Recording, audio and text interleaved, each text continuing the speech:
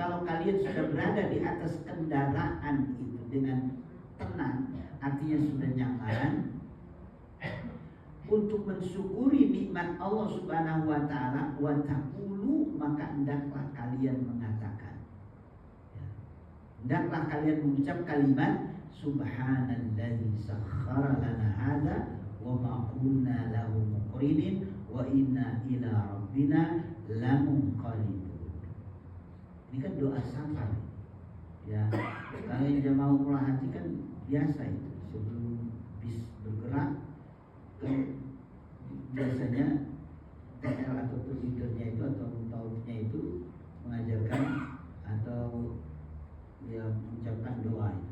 Termasuk pesawat, kalau pesawat kan hanya Saudi saja itu yang ketika pesawat bergerak baru ada doa itu. Allahu Akbar, Allahu Akbar, Allahu Akbar. Subhanalladzi sakhkhara lana hadza wa ma kunna lahu muqrinin wa inna ila rabbina lamunqalibun. Lalu ada tambahan, kalau itu memang Nabi yang mengajarkan.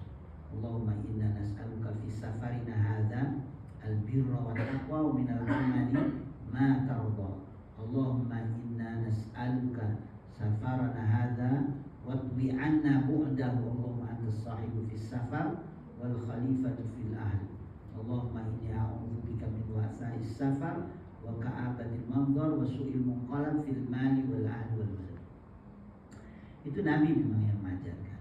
Ya, tapi di Al-Qur'an ya hanya di dua ayat ini, subhanalladzi sakhkhara lana hadza wa ma kunna lahu muqrinin. Ini dibaca sebagai wujud syukur kita kepada Allah, Allah yang telah menyediakan transportasi ini. Ya, dan kalau sudah terbiasa membaca doa ini, maka perjalanannya ini betul-betul dalam perlindungan Allah Subhanahu wa taala. Allah akan jaga. Subhanalladzi sakhkhara lana hadza, Maha suci Allah yang telah menundukkan kendaraan ini untuk kami. Apakah ini kendaraan yang buatan manusia ataupun binatang, ya seperti kuda, keledai, onta, ya gajah dan lain sebagainya. Jadi subhanalladzi sakhkhara lana hadza, yang telah menundukkan untuk kami kendaraan ini, wa ma kunna lahu muqrinin, dan kami ya tidak bisa menguasai kendaraan ini. Artinya wa ma kunna lahu muqrinin, kami tidak bisa menguasai bagi kendaraan ini. Yang menguasai adalah Engkau. Ya. Kendaraannya bagus cuma karena dia merasa saya bisa. Ya, artinya tanpa harus dibantu oleh siapapun. Baru berapa meter gitu tiba-tiba kecelakaan. Tiba-tiba ngantuk ataupun ya pusing sehingga ya kecelakaan. Nah itu kan ya tentu tidak kita inginkan. Makanya sebelum itu terjadi sudah serahkan kepada Allah. Subhanalladzi sakhkhara lana hadza. Jadi maha suci Allah yang telah menundukkan kendaraan ini untuk kami dan kami tidak mampu menguasainya. Wa inna ila rabbina lamunqalibun, dan sungguh hanya kepada Tuhan kami lamunqalibun, kami benar-benar kembali. Nah ini diucapkan pada saat kendaraan atau kita sudah duduk di atas kendaraan. Tapi kalau mau naik, barulah kita baca bismillah majriha wa mursaha. Nah tapi kalau sudah duduk tenang, kalimatnya idza stawa itu.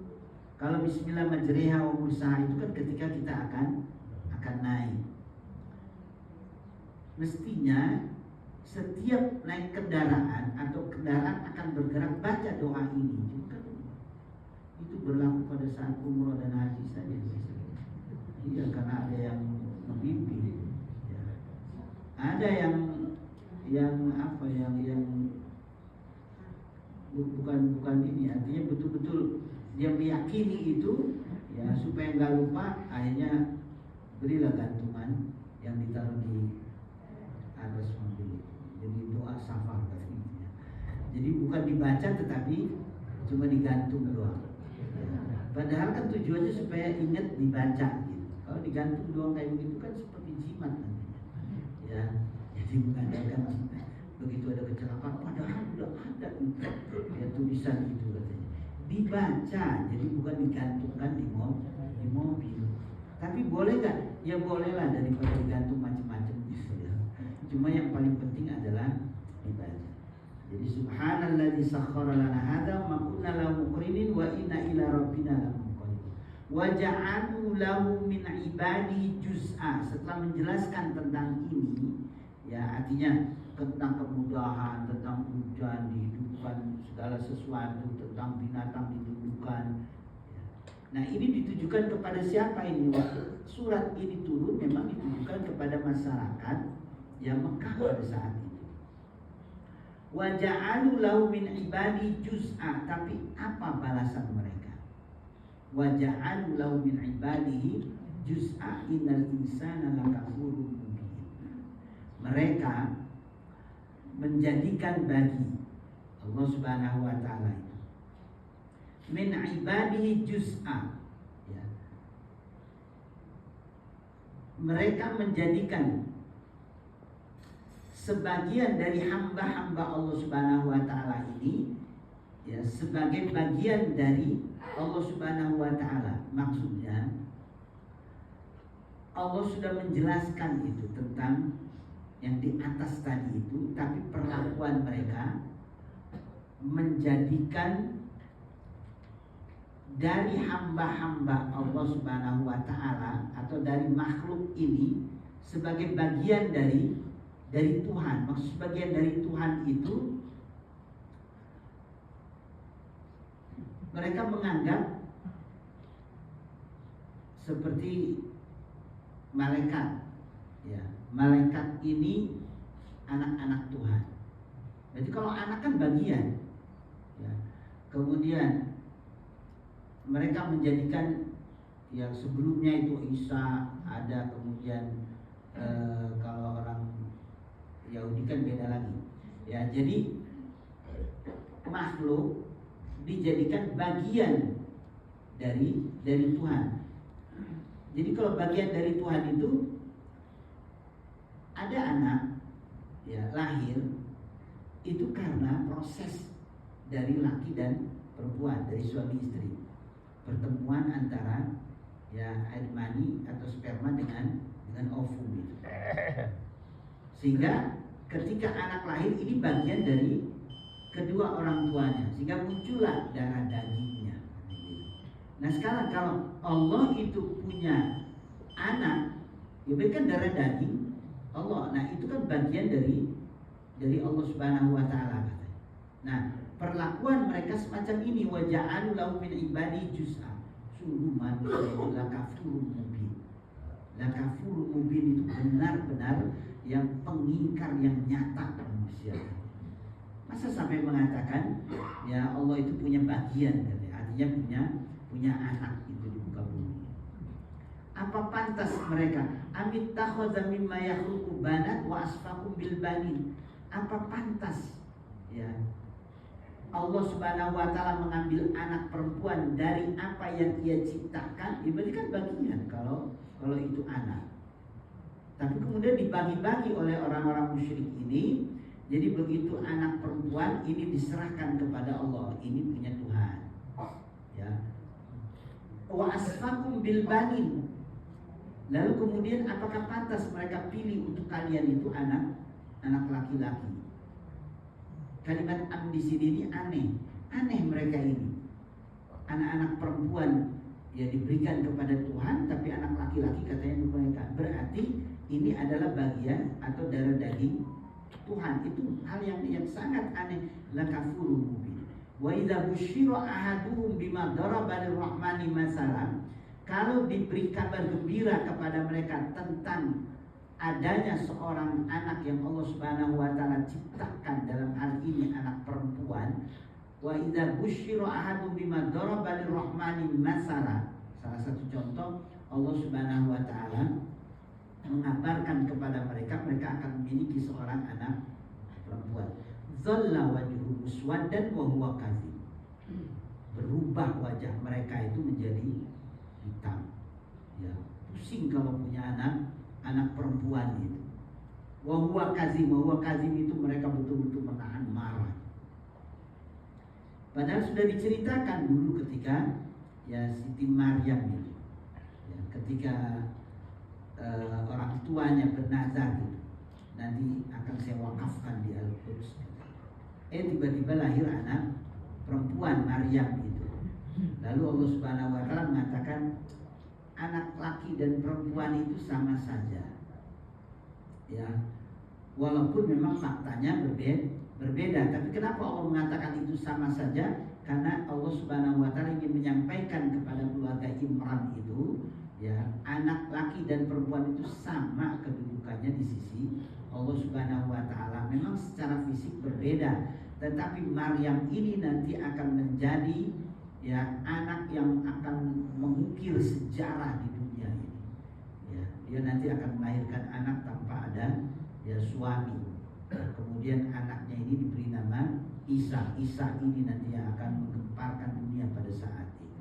Ya, jadi jangan menganggap anak perempuan itu hina. Itu udah diberi contoh sebetulnya. Tapi orang musyrik Mekah ini memang tidak semua suku, hanya sebagian kecil saja. Sebab kalau semua suku punya perasaan pemikiran semacam itu, ya nggak akan ada perempuan nantinya. Ya, dan setiap lahir dibunuh, setiap lahir dibunuh, terus lahirnya dari mana? Ya kan hanya sebagian saja, sebagian suku. Zalla wajhu muswaddan wa huwa kadhib. Aw may yunashsha'u fil hilyah, atau bagaimana mereka ini cara berpikirnya? Jadi ketika mereka punya anak perempuan kadang-kadang diberi hiasan gitu. Ya anak-anak perempuan ini memang cenderung untuk berhias. Anak perempuan itu kan cenderung untuk ya merawat diri dibanding dengan laki-laki. Itu kan berbeda. Perempuan itu lebih suka berhias gitu. Awamay yunasya'u fil hilyah. Apakah patut ya bagi Allah Subhanahu wa taala ya menjadikan ya seorang anak perempuan yang dibesarkan lalu kemudian diberi perhiasan, sedangkan dia tidak mampu memberikan alasan tegas dan jelas dalam pertengkaran ini. Artinya mereka ini tidak menggunakan akal. Apa pantas bagi Allah punya anak perempuan lalu kemudian dihias, ya, lalu kemudian masa Allah Subhanahu wa taala memiliki ya keinginan model-model kayak begitu itu? Sungguh ini merupakan pertengkaran yang gak jelas ini.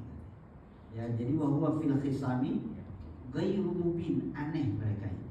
Bahkan kalimat yunasyau fil hilyah ini, kalau memang sudah terlanjur anak ini lahir, dibesarkan, nanti kemudian diberi perhiasan oleh orang tuanya, diajak ke satu tempat, ternyata mau dikubur hidup-hidup. Jadi mereka mengubur anak perempuan hidup-hidup itu diberi perhiasan macam-macam gitu, karena ini dianggap anak Tuhan. Jadi dihias, apa pantas diberikan kepada Allah semacam itu, padahal Allah yang menciptakan anak tersebut gitu. Ada yang baru lahir langsung dikubur, ada yang kemudian sudah terlanjur itu dikasih perhiasan, lalu kemudian diajak diiming-imingi jalan ke satu tempat, ya ternyata untuk dikubur hidup-hidup. Ini merupakan wa huwa fil khisam ghairu mubin. Ini merupakan pertengkaran yang gak jelas. Ya. Artinya mereka tidak menggunakan akal. Untuk apa anak itu dihias lalu kemudian diberikan kepada Tuhan, ya. Wa ja'alul malaikata alladzina hum ibadur rahmani inasa. Insyaallah nanti pada pertemuan yang akan datang, ini ayat 19. Ya, karena dijelaskan nanti tentang malaikat. Kalau ini ya manusia, anak perempuan dan anak laki-laki, nanti kemudian mereka menjadikan malaikat itu sebagai anak-anak Tuhan. Jadi sudah anak perempuan pindah lagi ke malaikat, katanya, anak-anak perempuan. Ya, artinya perempuan